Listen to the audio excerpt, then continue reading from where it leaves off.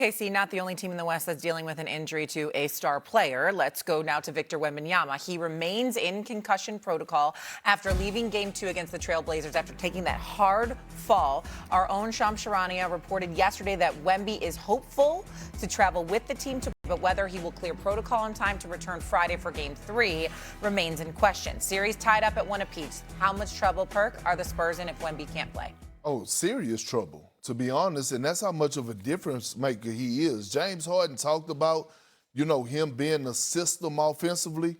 Wemby is a system on both ends of the floor, defensively and offensively, right? The Spurs struggled to score, and we saw that towards the end of the fourth quarter in Game 2. You know why? Because a lot of those shots were contested jump shots. When Wemby is on the floor, he is like Steph Curry in a way at 7'7", not because of his shooting ability, because of the attention that he draws, and it brings, for us being a decoy at times, and it opens up easier looks for everybody else.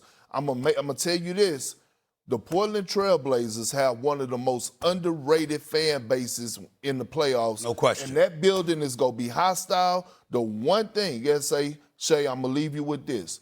The one knock on the San Antonio Spurs this season has been what? Their lack of experience. They fought, and the reason that I believe in them is that because they have home court up to the conference finals, where they have lost home court advantage, and now you're going on the road in a tough environment, possibly without your generational players. San Antonio's 12-6 this year without Wemby in the lineup. They score 6 less points a game without him in the lineup, and they give up 10 more points a game without him in the lineup. That's a big deal. Having said all of that, I think De'Aaron Fox and Harrison Barnes are two guys that you got to look at because they've got some playoff experience. That was an epic first-round series that De'Aaron Fox played against the Golden State Warriors years ago. He showed out. He showed what he's made of in postseason play. We know what he can do. And Harrison Barnes is just a champion. So you got to rely on that experience. And Vassell and Castle are two dudes that I am fans of. Make no mistake about it, along with Harper. Ron Harper should be very, very proud of his son and how his son is developing into a really, really nice NBA player. But experience is an issue.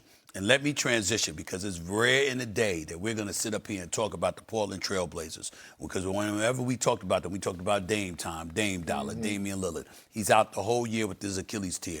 He will be back next year, and let me tell you something. When he comes back, he is Damian Lillard. Make no mistake. Damian Lillard, don't you doubt it. Dame Dollar is going to return, and there will be no drop-off. That brother is something special. This kid, Scoot Henderson, I like this kid a lot. I am a huge fan of this kid. And I watched him on that basketball court, his speed, his ball handling ability, his fearlessness, his willingness to attack. He can make outside shots. He can finish at the basket. He's athletic. He's got a rough rider mentality in him. This brother with Damian Lillard in the backcourt excites me. And then. Excitement. And then you got Obsidian. I mean, this brother can play. What the hell were the Bulls thinking? What the hell were the Washington Wizards thinking? This brother can play. Yeah. I'm telling y'all right now, I don't have Portland winning this series. I do have them winning Game 3. I do have them going up because Wemby ain't going to play. NBA ain't going to let him play. Concussion, all of a sudden you're on that basketball court. They ain't letting that happen to Wemby. Wemby's not playing Game 3. I can't see Wemby playing in Game 3. But I do see them being down 2-1, and then they say, wait a minute now. We can't have Wemby out. There's been enough time. Let's get him back in the lineup. So you get back for Game 4. You even the series Game 4, go back to San Antonio, tied 2-2. But the Portland Trailblazers, in terms of excitement, like we look at Tyrese Maxey with VJ Edgecombe in Philadelphia and fantasize about what that backcourt is going to look like for years to come, I'm giving y'all a heads up right now. Damian Lillard with Scoot Henderson. Look out. Look out. It's something special. I'm telling you that right now. 3 games this year. We saw Victor Wembanyama not play against the Blazers. They went 2-1 in those games during the regular season. Coming up, comments from... With the NBA, starting with Blazers, Spurs, where Victor Wembanyama currently going through concussion protocol. Wilbon, are the Spurs in trouble if Wemby is not available for Game 3 tomorrow night? Yes. The question is really, is he going to be able to play Game 4? Yeah. To me, Sunday, can he even be ready for Game 4? The average amount of time, Kevin, that's missed for a player in concussion protocol in the NBA is 9 days. That would take him out of Games 3 and 4 in Portland. Here's the other thing. We don't even know if they're going to allow him to travel. That's the key, right? Right? Yeah. So this is not like, the other the opponents in Houston. He can just drive in the state of Texas and get to the game like he's in the AAU competition. Yeah. He's got to fly to Portland. We don't know if that's going to be allowed. Yeah, and they're going to depend on their veterans, De'Aaron Fox, Harrison Barnes. Those guys do have playoff experience. Harrison Barnes, a lot of it. They're going to have to rely on that. They did play well and beat Portland a couple of times without Wembanyama in the regular season.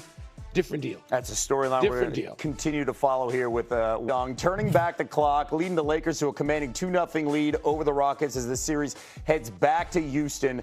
Is this series over, Michael? I think so. LeBron, historically, and I know I'm leaning on what has happened, 24-0. That's not a small sample size. 24-0 in games and series in which his team leads 2-0. And if Kevin Durant, we don't know what affects that knee, the knee contusion are having. He scored 20 points in the first half. Clearly ran out of gas, did not have it physically in the second half with 3 points. That's not Kevin Durant.